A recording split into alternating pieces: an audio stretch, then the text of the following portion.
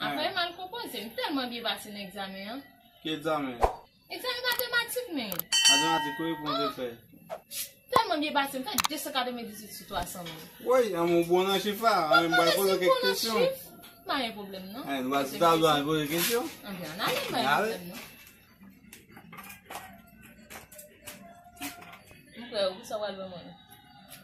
Ok, m bal va ou? Pas un problème.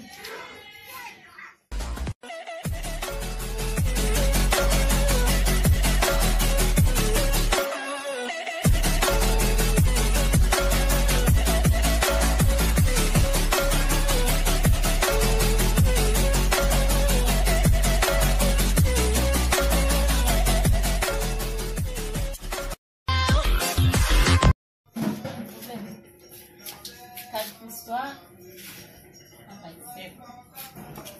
7 plus 2, on va 9. Bon talè. M bal pose yon kesyon, ki va se valwa. Nan tou mèm adisyon. Pose une question. Si lin dja vina, li bon 5 chat. Jael vini, li bon 2 chat. Sa ve koumi chat, li ba ou. Ou gen. Ça fait 8 chats, men. Sa fèl ba 8 chat. Parce que m'gen yon akay la. Thank you.